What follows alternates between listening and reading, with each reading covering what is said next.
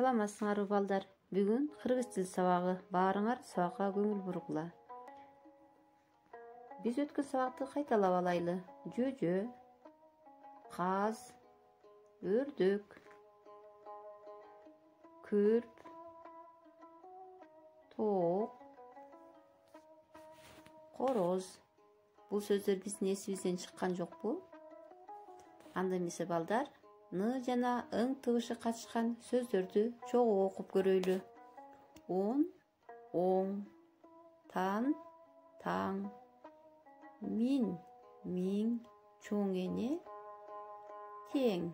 Баарыбыз окудукпу? Анда эмесе балдар, сөздөрдү жана сөз айкаштарын эсиңерге туткула. Эмне кылат? Что делает? Басат, ходит. Учат, летает. Учпайт, не летает. Чуркайт, бегает. Баарыбыз бул сөздөрдү жакшылап окуп, эсибизге сактап калабыз. Өлкөч, горб, тыбыт, пух.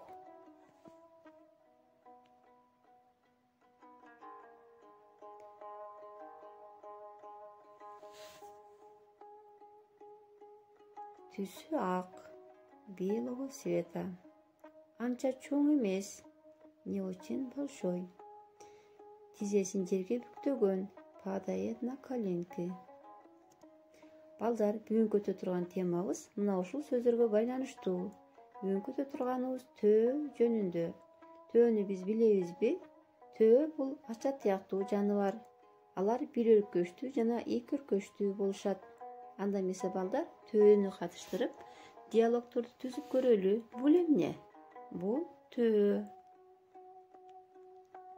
Ал кандай жаныбар? Ал чоң, бир өркөчтүү жана эки өркөчтүү жаныбар.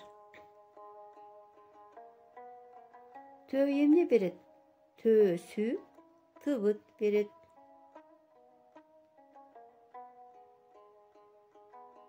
Ал эмне жейт? Ал тикенекти жейт.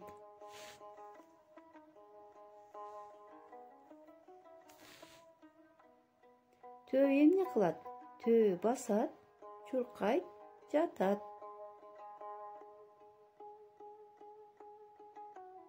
Демек балдар, төө жөнүндө диалогторду түзүп алдык.